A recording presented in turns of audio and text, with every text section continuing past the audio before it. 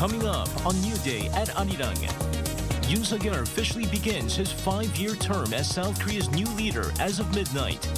The inauguration ceremony to swear in the nation's 20th president starts 3 hours from now. Some 300 foreign dignitaries will attend the presidential inauguration.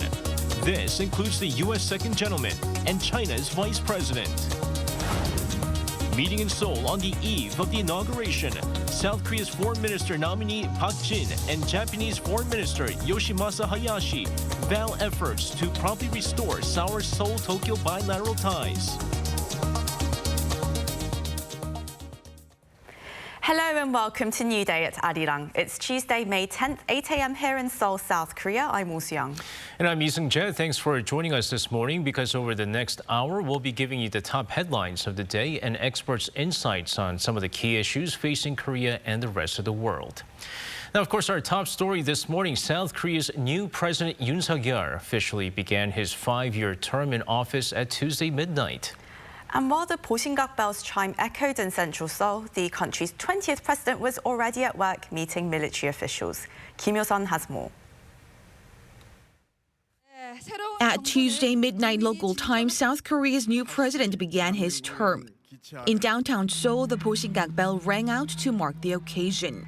네, 드디어 제20대 윤석열 대통령의 임기가 공식적으로 시작됐습니다. At the same time, Yoon received his first military briefing from the Joint Chiefs of Staff in the underground bunker of the new presidential office in Yongsan. 북한의 군사 동향을 예의주시하면서 굳건한 한미 동맹을 바탕으로 확고한 군사 대비 태세를 유지해 줄 것을 당부드립니다. This signals a transfer of the country's military command to Yoon, who is now the new commander-in-chief.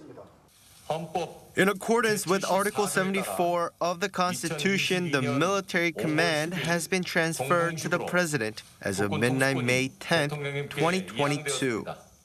By receiving the briefing at the underground bunker, Yoon is showing a strong commitment to proactively respond to increased tensions on the Korean peninsula following North Korea's continued military provocations. Yoon's predecessors received their first JCS briefing at their homes. Following his official inauguration ceremony on Tuesday, Yoon is scheduled to meet with diplomats from major countries, including the U.S., China, and Japan. Then he will meet with members of the public in a town hall meeting. Kim Yo-sun, Arirang News. In less than 2 hours, the pre-events leading up to the new president's inauguration ceremony will kick off, with the main event itself set for 11 a.m. Our Lee Kyung-eun gives us a preview of what to expect as South Korea's 20th president is sworn in. President Yoon Suk-yeol's inauguration takes place at the National Assembly, the venue traditionally used for presidential inaugurations since the country adopted the popular vote in 1988. President Yoon will appear on stage along with 20 citizens representing hope and unity, including Squid Game actor Oh Young-soo, a North Korean defector and COVID-19 frontline doctor. It will be a symbolic performance signaling Yoon's vision of a grand march together with the people, in line with the slogan, again, Republic of Korea, a new country for the people. The ceremony is the place where the new president and the people declare a new beginning for the country. So we try to reflect the dreams of children, youths and social minorities under President Yoon Suk-yeol's philosophy. In line with the theme, the stage has a wall decorated with drawings done by children instead of paintings by famous artists like before. And as a symbolic gesture of reaching out to the people, an area of the stage will be extended out into the crowd. That's where Yoon will be sworn into office at the podium. Then the inauguration speech. Former President Lee Myung-bak's speech was centered on pragmatism, Park Geun-hye on market liberalism, Moon Jae-in justice and fairness. This time will likely be national unity, justice, common sense, Yoon's key values since the start of his campaign. Some 41,000 people will be on site, nearly 2 times than previously planned, with the complete lifting of social distancing measures. Among the guests are outgoing President Moon and First Lady Kim Jong-suk, lawmakers, foreign dignitaries, but mostly citizens. Previous inauguration had often been star-studded, like Michael Jackson and Kim Dae-jung's inauguration. During Lee Myung-bak's, rockstar Kim Jong-un performed. At Park Geun-hye's, Psy performed the global hit Gangnam Style. But that will not be the case for this inauguration, with a focus on ordinary people. A children's musical, a sign language dance stage, and orchestral performances are among the events planned for Yoon's. After the ceremony, there will be no traditional motorcade heading to the presidential Blue House, because Yoon will be heading to the new presidential office set up in Yongsan. And the usual dinner banquet at the Blue House has been moved to the Shilla Hotel, with the Blue House fully open to the public on the day of inauguration, as promised by Yoon. Young-eun, Arirang News. A total of around 300 foreign dignitaries will attend the presidential inauguration. The United States has dispatched its second gentleman, while China has sent its vice president. Our Kim Da-mi with more. The second gentleman of the United States, Douglas Emhoff, the spouse of the Vice President Kamala Harris, will represent the U.S. at President Yoon Suk-yeol's inauguration ceremony. The 8-member U.S. delegation includes Secretary of Labor Marty Walsh and House Foreign Affairs Subcommittee Head Ami Bera. The White House has previously sent a key foreign affairs personnel, such as the Secretary of State, to Seoul's presidential inaugurations. Instead, at this year's event, Emhoff will be present and pay a courtesy visit to Yoon at the new presidential office in Yongsan afterwards. Also among the around 300 foreign dignitaries at the ceremony will be China's Vice President Wang Qishan. His attendance will mark the highest-ranking delegate sent by Beijing to the inauguration of a South Korean president. I interpret that from China's point of view as Beijing congratulating the new Yoon Suk-yeol government with hopes to strengthen ties with Seoul in the future. Japan dispatches Foreign Minister Yoshimasa Hayashi to Seoul, who is expected to deliver a letter to Yoon from Prime Minister Fumio Kishida. Tokyo's former Prime Minister from 2009, Yukio Hatoyama, who has long advocated for Japan to take responsibility for its history, will be present as Japan's special envoy as well. Singaporean President Halima Yacob and the President of the Central African Republic, Faustin Archange Touadera, will also attend Tuesday's ceremony. Kim Da-mi, Arirang News. The United States says it looks forward to continuing to work with South Korea under President Yoon Suk-yeol to tackle various challenges facing the allies. Speaking to Seoul-based Yonhap news agency on Monday, a U.S. State Department spokesperson said the alliance is the linchpin of peace, security and prosperity in the Indo-Pacific. The department's press secretary Ned Price also stressed that the alliance is strong regardless of who the country's respective leaders are. The Pentagon also said it looks forward to working closely with the Yoon administration. Now, Park Jin, the nominee to be South Korea's next foreign minister, and Japanese foreign minister Yoshimasa Hayashi met for talks in Seoul on Monday evening, where they vowed to make efforts to restore bilateral ties. Now, Hayashi arrived in Seoul on Monday for a 2-day stay to attend Yoon's inauguration ceremony in the coming hours. And according to Seoul's foreign ministry, during Monday's meeting, Park and Hayashi vowed to promptly hold bilateral talks to solve pending issues between the two sides, including Tokyo's wartime use of Koreans as forced laborers.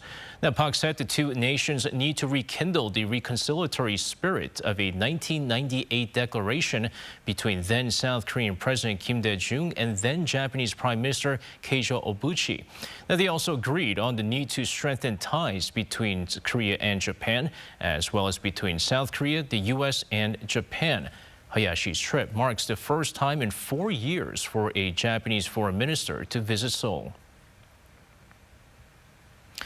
Now again, Yoon Suk-yeol will be sworn in as the 20th president of South Korea in the coming hours. The inauguration ceremony certainly marks a very significant moment for each leader, as it marks the starting point in their journey as the head of state. So let's take a walk back through how previous leaders have been sworn into office. Here's Shin Ye-eun with the details. 74 years ago, South Korea welcomed its first ever president, Lee Seung-man. 국회는 초대 대통령의 이승만 박사, 부통령의 이시영 의원을 선출. Lee came into office just 3 years after South Korea was liberated from colonial Japan. Accordingly, his inauguration ceremony was held where the Japanese General Government's building used to stand. Lee stayed in office until 1960. Yoon Bo-sun became the fourth president of South Korea and was in office until 1962. He was replaced by Park Chung-hee, who had the longest term in office. Park had a total of 5 inauguration ceremonies before he was assassinated in 1979. His position was temporarily filled by Choi Kyu-ha, who became South Korea's 10th president. But less than a year later, Chun Doo-hwan took over following a military coup.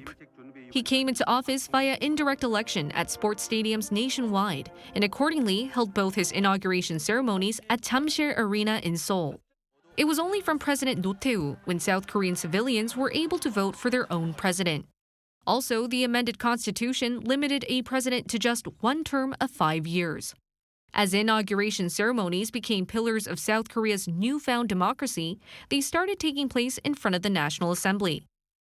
새로운 시대의 개막을 선언하기 위해서 성스러운 이 민의의 전당 앞에 모였습니다. The 14th president, Kim Yong-sam, who emphasized the importance of civilians working with the government, invited regular people to attend the ceremony.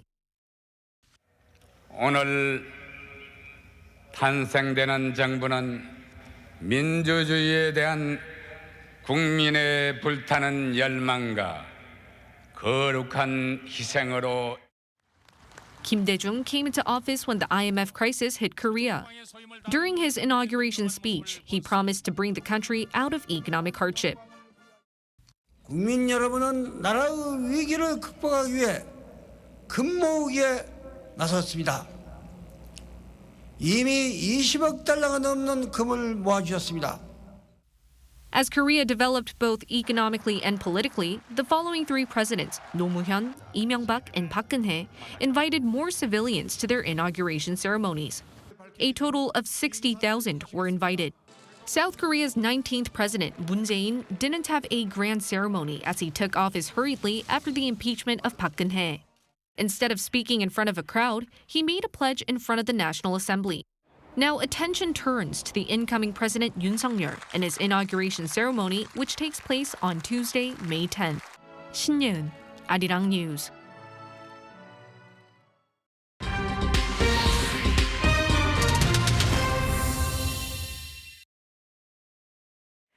It's time for Global Insight, where we speak to experts from around the world on issues making headlines. Since midnight Tuesday, South Korea's 20th president has been in office, not at the presidential house of Cheongwade, but an office compound at the Ministry of Defense. This was a significant break from tradition and Yoon Suk-yeol's first step towards achieving a more open and egalitarian society.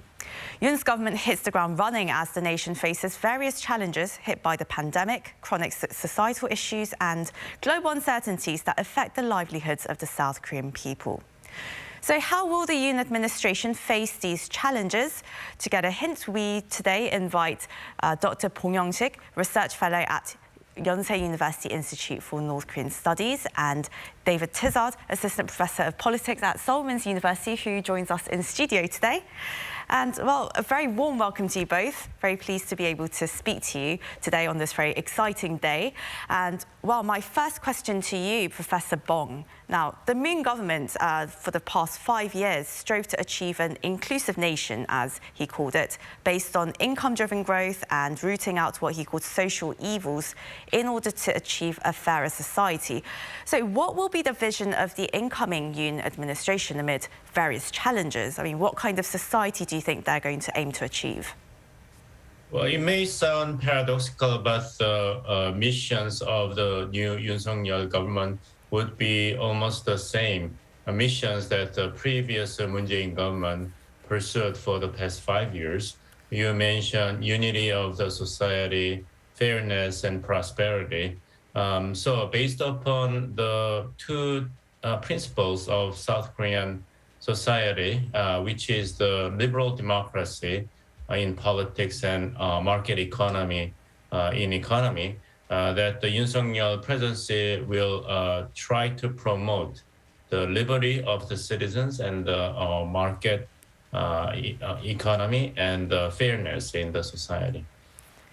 And now, Professor Tizard, some changes that South Koreans have wanted to see for a very long time was fairness in society, but there didn't seem to be too much of this over the past 5 years, as the Moon government's own officials were very much caught up in nepotism scandals, Me Too scandals. So how important is it going to be for the Yoon government to really pursue and to really tackle corruption and social justice? Do you think it's going to be on the list of priorities? Yeah, absolutely. Of course, it's on the list of priorities, and it was for the previous Moon Jae-in administration as well. And if you take that historical context, when we saw the previous presidents in the segments before we started, South Korean presidents were talking about economic recovery. They were talking about building the nation. They were talking about democracy. South Korea has now achieved that. It has a democratic society. It has a relatively stable and prosperous economy on a global scale. And now it's achieved those material conditions. The people want something else. They want these post-material values. They want equality. They want fairness. They want meritocracy. And so it's really interesting that those values are there present in society now, and they're being demanded. Of course, though, it's not really easy to achieve them. You said that the previous administration tried to do that, and they focused on that, yet the results weren't quite there. President Yoon Suk-yeol, he's going to try and do that as well. But can you really control society in that way is a difficult question. I would perhaps just very briefly step back and say, in Korean society, not everybody, but some people might say that with the pop stars, with the celebrities, we expect purity. We expect them to be idols. We expect them to be completely free from scandal. And yet with the politicians, we're quite comfortable with them having DUIs, corruption and things like that. So maybe this is not a challenge for the president or his administration. Maybe this is a challenge for society and the people and how we view other members of society. Right, and well, there's still some concern, though, that Yoon's traditionally pro-business party might overlook some social welfare policies that are very much needed, especially in this time when people are struggling. So do you think that they're going to do enough to really focus on improving people's livelihoods as they said they would? I mean, what do you think what are some initiatives that are going to have to be really prioritised as South Korean people face, very dismal job prospects and worsening income polarisation? President Yoon's approach to the economy will be very different from President Moon's. I think we can get that, and that would be obvious anywhere in the world, the right wing and the left wing. Whether President Yoon's economic approach will work, I'm not sure. President Moon's approach seemed to have some challenges. It didn't quite get the results that we wanted. Nevertheless, I think what we would want from these presidents when they do these things is at least recognition, at least acceptance. So while you talk about dismal job prospects and a hard future, I think people in society want to be acknowledged. So there's probably going to be a global recession. We've had this COVID-19 pandemic. Governments around the world have been handing out money hand over foot, necessarily. But there's going to be some repercussions from that. In society, people want to be acknowledged. They want, and this includes not just in an economic sense, but we see disability protests in South Korea. We see the demand for women's rights and labour. We see non-discrimination laws. So it's about economics, I agree with you. But whether these economic policies go through or not is very hard to control. But while they're going through, I think it's important for the politicians, the new president, his administration, to look at the people, to acknowledge their existence, acknowledge the challenges that they're going through. And I think that will have just as big an impact, whether that happens or not, as any economic conditions. I see. And now, Professor Bong, the votes in the recent presidential election, they were very polarised. And with the local elections and the by-elections coming up in June, of course, what do you think President Yoon is going to have to do to really sway voters in the favour of the ruling, his Conservative Party? I mean, how important is it for the People Power Party to capture the majority of the seats? It is extremely important for the presidency of Yoon Suk-yeol and his party, the People's Power Party, to capture victory in the upcoming local election, which will be held on the first day of June, because the National Assembly, the legislative body, is dominated by the opposition party, which occupies 172 seats out of 300. So in order for the Yoon Suk-yeol presidency to carry out the types of reforms that are essential for South Korean economy to overcome the backlash of the COVID-19 pandemics and global recession, the president's office should be able to get support from the National Assembly, but that is unlikely to happen because of the dominance of the opposition party. And then the president's only option is to reach out the general public directly by emphasizing the urgency, the national crisis looming larger and larger every day. The household debt in South Korean society is really alarming. It reaches about 1.8 trillion US dollars, about 104% to the national GDP, which is one of the highest, if not the highest level in the world economy. And the corporate debt is also alarming. It is about 113.7% to GDP, which is the highest level in national history of Korea. And you know that the Federal Reserve of the United States has announced that it is willing to continuously increase the prime interest rate in its fight against inflation. So surprisingly, the Yoon Suk-yeol presidency's most urgent task is not dealing with the military threat coming from North Korea, but dealing with these financial time bombs left by the COVID-19 pandemic period. To have these problems in comparative perspective, when subprime mortgage crisis happened in the United States in 2008, the kind of the household debt in which people only pay off the interest, not the principal, would be about 50% of the entire household debt in the United States at the time. Now, among all the household debts in South Korea, the kind of household debt that people only pay off the interest, not any part of the principal, would be around 80 to 90%. So it's far more alarming situation when it's compared to the situation in the United States prior to the outburst of the subprime mortgage crisis. So it looks like the Yoon administration already has its hands full with domestic affairs and economics, but of course he does need to pay attention to his foreign policy as well. And Professor Bong, now Yoon already has a meeting with US President Biden on his calendar and possibly a meeting with the Japanese leader too. So what do you think will be his first major steps in terms of foreign policy? Well, the days of the strategic ambiguity is gone with the inauguration of President Yoon Suk-yeol.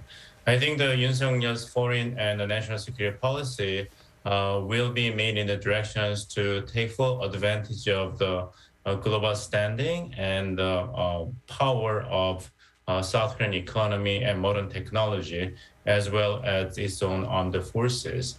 It is not just a binary choice between China and the United States, but try to cultivate very pragmatic relations with both China and the United States. And North Korea's continuous provocation with a series of the missile tests and expected nuclear tests for the seventh time would actually make the choices easier to make for the Yoon Suk-yeol president. Because as a government responsible for the survival and safety of South Korean public, the presidency of Yoon Suk-yeol must make effective measures in response to the growing military threats from North Korea. So I think the increased level of the security cooperation between South Korea and the United States, as well as the continuous military development of South Korea's armed forces, would, in the short run, would put additional tension on bilateral ties between China and South Korea. But it is not interest of China nor in the interest of South Korea to exacerbate the bilateral relations. So there will be some effective working relationship to be forged between Beijing and Seoul. I think the Xi Jinping government made it really clear by sending Vice President Wang Chi-san to the inauguration ceremony, which is a very clear sign that the Xi Jinping government wants to have good relationship with the new government in South Korea, although South Korean government has been vowed to increase the level of security cooperation with the United States. And of course, as you mentioned, Dr. Bong, Yoon Suk-yeol has talked about Korea playing a bigger role in the world. And my question to you, Professor Tues, now, what kind of changes or initiatives would you like to see in Yoon's foreign policy in order to make South Korea more global in the world?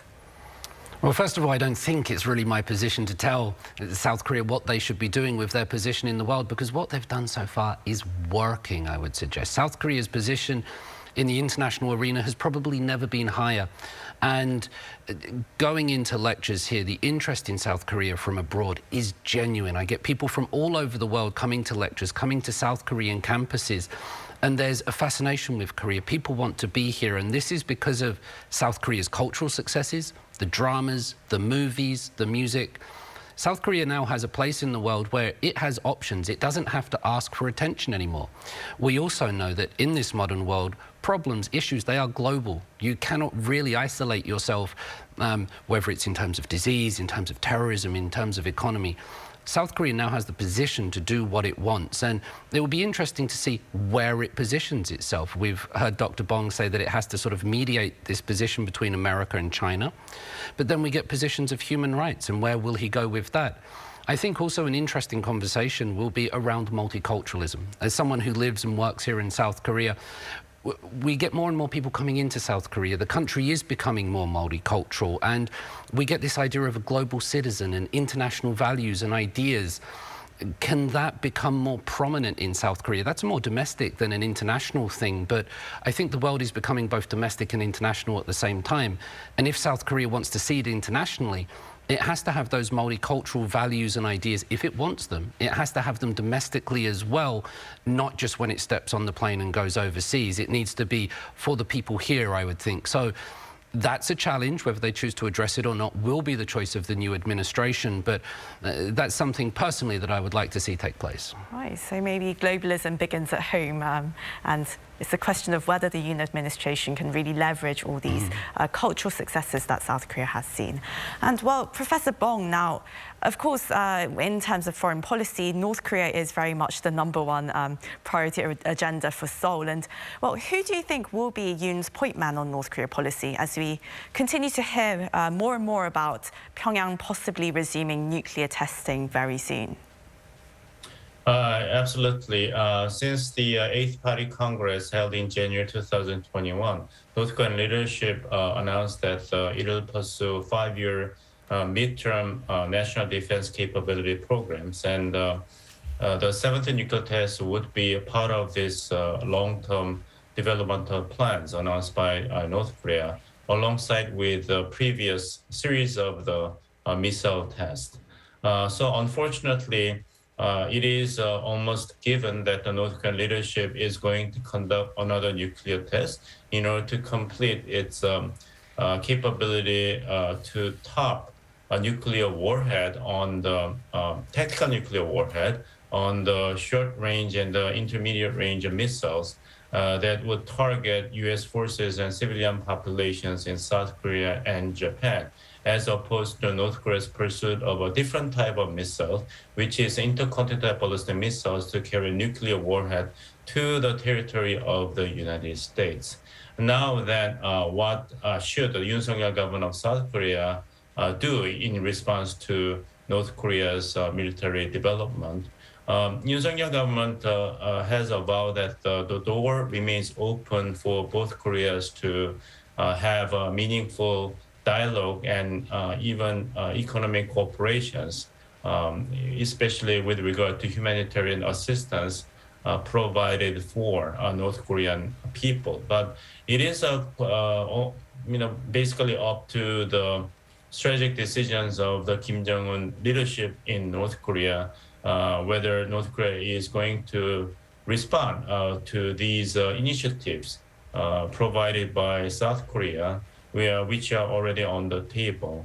So we have to wait and see what kind of strategic move Kim Jong-un leadership of North Korea is going to make after North Korea is going to conduct another nuclear test. It might be the similar cycle of the 2017 and 2018 when Kim Jong-un leadership escalated the military tension on the Korean Peninsula to the highest level, altercating with the Trump administration, but made a sudden turn in favor of dialogue and reconciliation with the United States and the Moon Jae-in government of South Korea from the beginning of the 2018. Or this time, North Korean leadership will not repeat the same strategic cycle, but just continue to pursue the completion of its nuclear missile capability and using that as a sole bargaining leverage upon Seoul, Tokyo, and Washington to try to make a big deal, including the relief of existing economic sanctions on North Korea. We have to wait and see. We will indeed have to wait and see, but I'm afraid our time is up today. Sorry, that was Dr. Bong Young-sik, Research Fellow at Yonsei University Institute for North Korean Studies, and Dr. David Tizard, Assistant Professor of Politics at Seoul Women's University. Thank you both so much for joining us today.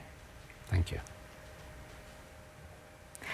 Well, that concludes the first half of New Day at Arirang, but do stick around. We'll be back after a minute for more news in part 2. Now, the global economy is expected to improve slightly this year. The Naval drop, but future economic indicators weren't so positive. Faster growth in emerging U.S.-China trade deal may be near, while a rally in global For an economic outlook of South Korea's economy for 2020, we get a preview now from our business correspondent. Arirang, what matters?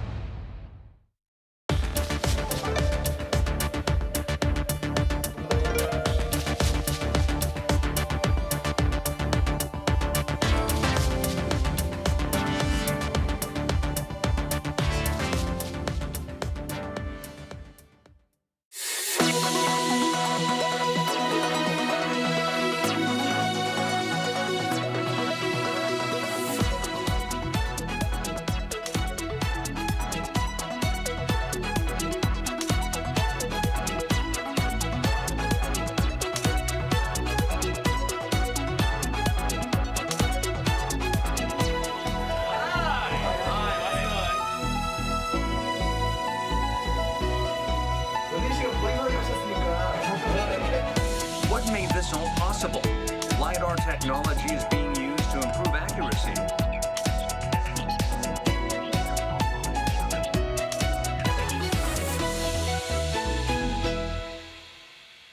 돼가고 있는 건가 이런 생각도 들어서 이 세대 간의 어떤 그런 뭐 취업이나 어떤 그거 관련해서 좀 갈등이 없게끔 그 갭을 좀 줄이게끔 만들어주는 어떤 디테일한 정책이 있었으면 일단 젠더 갈등에 대해서는 좀 완화가 되게 필요한 것 같고요.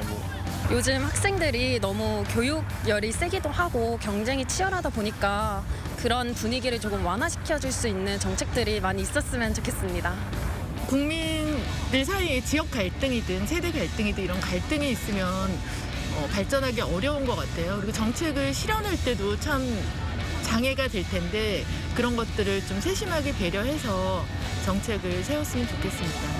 요즘 뉴스나 뭐 매체들, 뭐 유튜브 같은 것들을 보면 이제 양성 평등, 양성 갈등에 대해서 얘기들이 많이 나오는 편인데 그런 거에 대해서 조금 원만한 좀 합의가 좀 이제 결과가 잘 나왔으면 하는 바람이 있습니다. 전 세대처럼만큼은 갈등이 심한 상태로 유지는 안 됐으면 좋겠는 바람이 제일 크고요. 저희 어린 젊은 세대들이 더 행복하게 살 수 있도록 전폭 지원해 주셨으면 감사하겠습니다.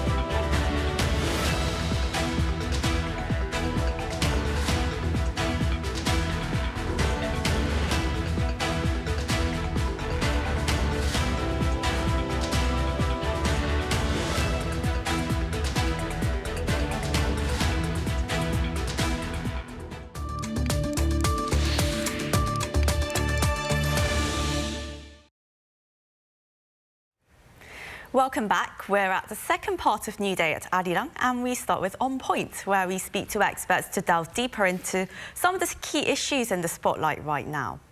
Now, Monday, May 9th, marked Victory Day for Russia, commemorating the country's defeat of the Nazis in 1945.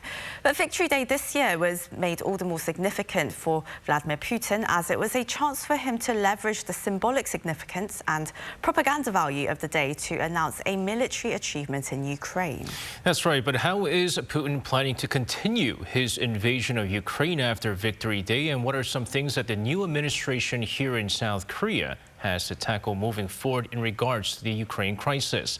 Now, for this, we are joined by Professor Valerie Susakti, visiting assistant professor of political science at the University of Kansas. Professor, good morning to you.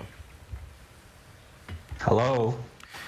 First and foremost, I guess yesterday marking the Victory Day over in Russia, we did see Vladimir Putin's speech. What did you make out of his very speech? Yeah, so that's a good question, because many people expected that he would announce something drastic, such as declare war on Ukraine or announce mobilization, partial mobilization of the Russian citizens to fight this war, which didn't go that well for Russia. So we didn't hear those two announcements, and the rest was fairly usual stuff about treacherous West that apparently was, planning to attack Russia. If Russia didn't attack Ukraine, then according to Putin, the West would attack Russia.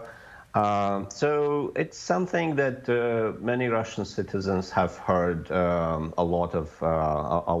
a lot recently on the Russian TV. So nothing new apart from what the Russian TV has been floating for a while now. And Professor, despite Moscow's claims of the successful military operation over Ukraine on Victory Day, the invasion has really taught us that the Russian military wasn't as strong as we thought, and I'm sure Putin knows this as well. So what do you think are the next steps for the Russian leader? Yeah, that's a big dilemma, actually, for Putin. And I don't think he knows what to do, because definitely what happened in Ukraine was something close to Russian army defeat. Which of course surprised everybody, including, I'm sure, Russians. And so Putin cannot afford to lose this war without risking to lose his office.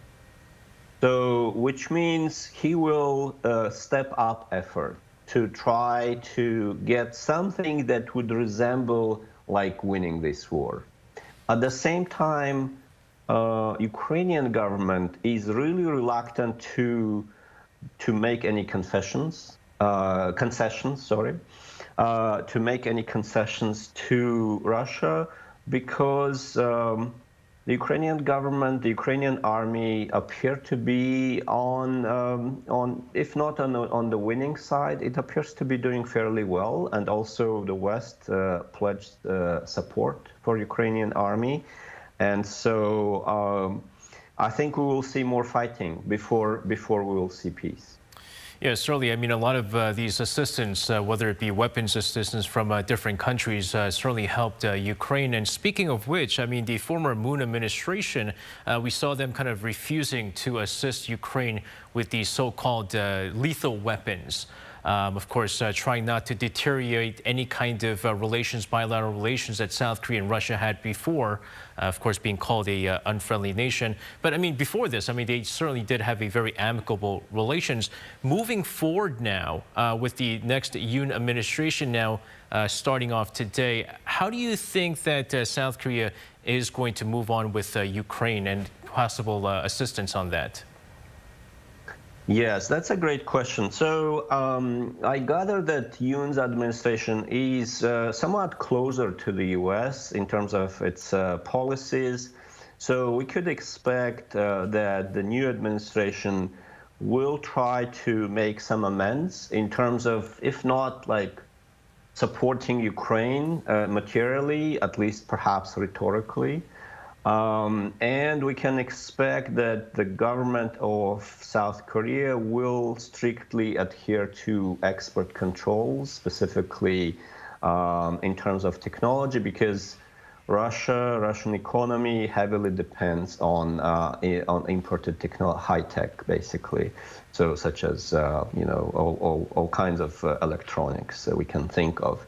And South Korea definitely will adhere to the imposed sanctions. So the West, Japan, allied countries, they all have pledged support for Ukraine and support this sanction regime against Russia. Well, I'm afraid that's all we have time for today, but thank you so much, Professor, for your insights. Thank you. Thank you for having me.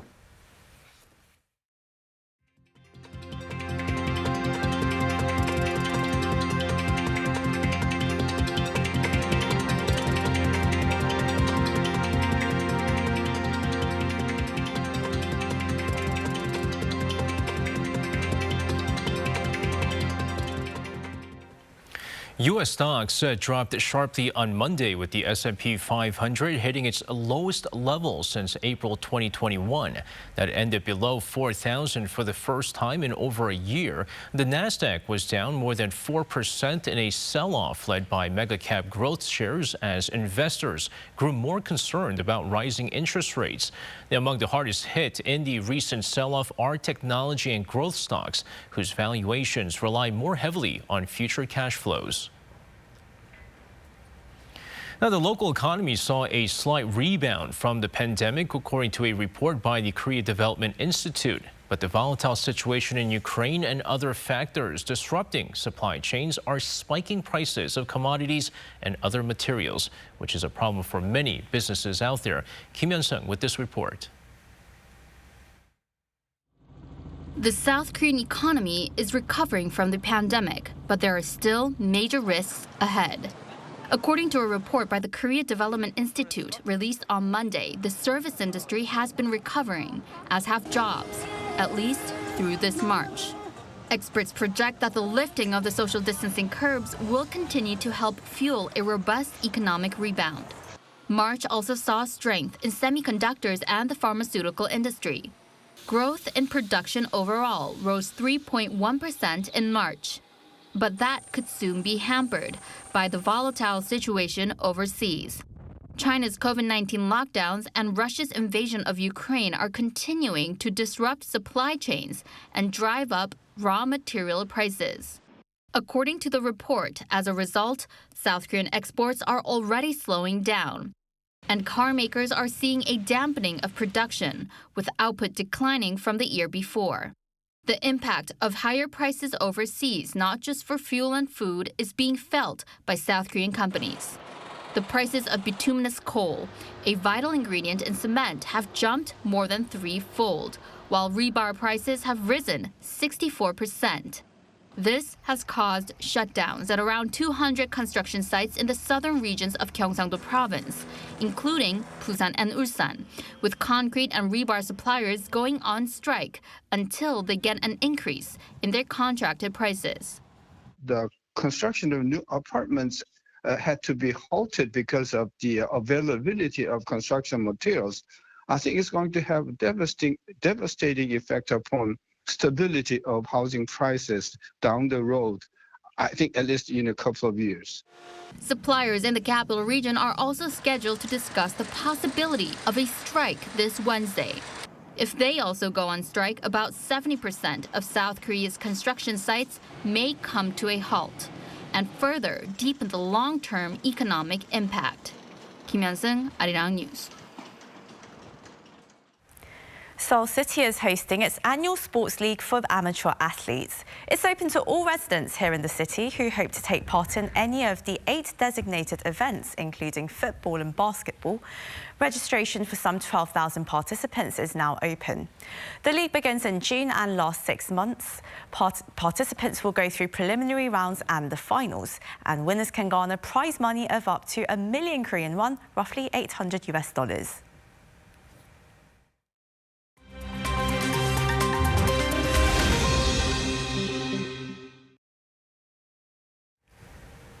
For a look at news from around the world, we now turn to our Matthew Ashley standing by at the Arirang newsroom. Very good morning to you. Good morning to you as well. Good morning to you, Matthew. Now let's start things off in the Philippines. A winner appears to be emerging in the country's presidential elections. Indeed, according to unofficial and ongoing tallies by the nation's election commission, Ferdinand Marcos Jr. looks set to take the presidency. Now, tallies show the candidate is on the cusp of securing the 27.5 million votes needed to win a majority. As of the most recent count, Marcos Jr. had 26.3 million votes, more than double the 12.5 million votes so far secured by Leni Robredo, the sitting vice president. As of now, around 82% of eligible ballots have been counted. Preliminary results signal a return to power for the Marcos family, some 36 years after its ousting, following a people power revolution against former president and dictator Ferdinand Marcos. Ruling from 1965 to 1986, the nation's previous leader imposed martial law for a 9-year period. It was a time that saw the arrest, torture and killing of thousands of his opponents.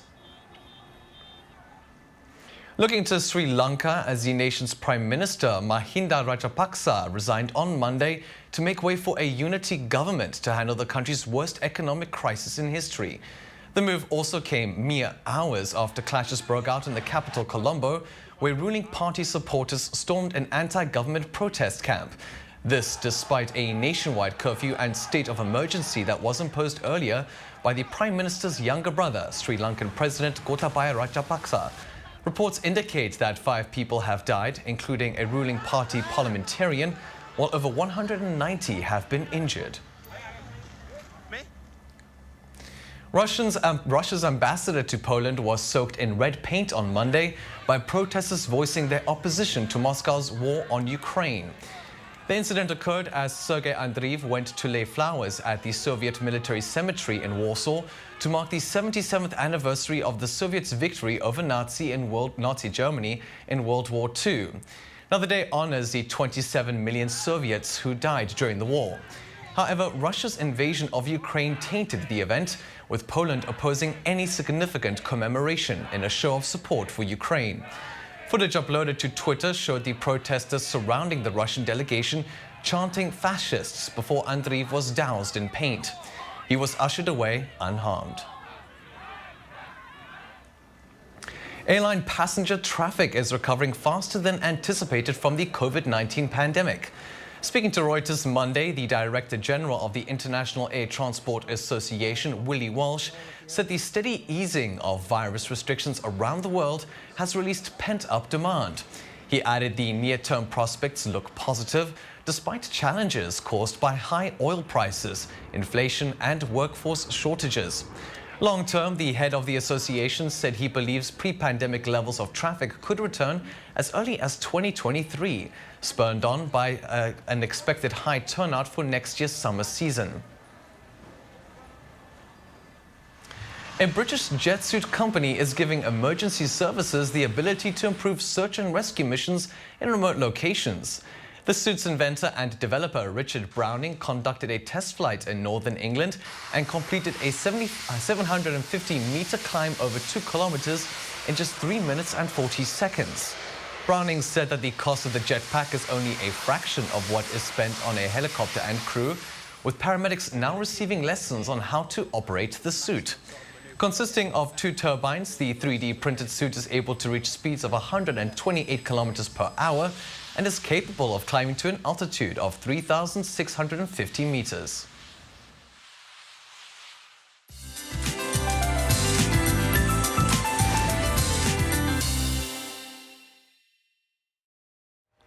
Good morning. The nation had a picture-perfect day across Korea yesterday, and today we start things off mostly cloudy, which will be mixed with more sunshine by the afternoon, and temperatures will stay slightly above seasonal norms today. Despite the cloud coverage, UV rays will be high to very high across Korea, while gusty winds continue over on Jeju Island and the south coast. Air quality will be normal to good nationwide all day today, and morning temperatures are a couple of degrees higher in central parts of the country, but lower in southern provinces. Highs in the west will be as warm as yesterday, but the east coast regions, including Pohang and Donghae, will see highs in the teens this afternoon, along with easterly winds. Jeju Island, meanwhile, could see spotty rain falling late at night.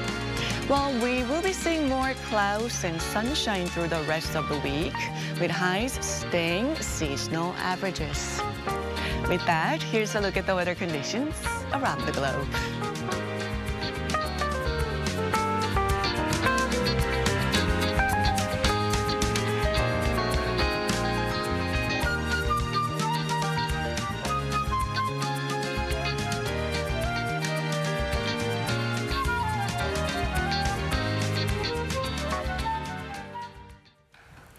Well, that wraps up our newscast for this morning, but we will be back tomorrow for our Wednesday edition of New Day at Arirang. That's right. Also, stick around for our full coverage on the inauguration ceremony of President Yoon Suk-yeol in our later newscast. And also, have a great rest of your day wherever you are. And as always, take care.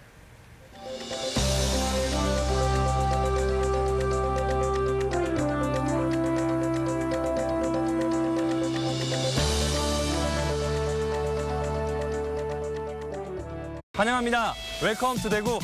Bienvenue 대구. 하이 라이 따치오. 대구니 요코소. 알람피 대구. Bienvenido a 대구. Welcome you all. For the first time in Korea, the largest conference ever, the future of green energy. World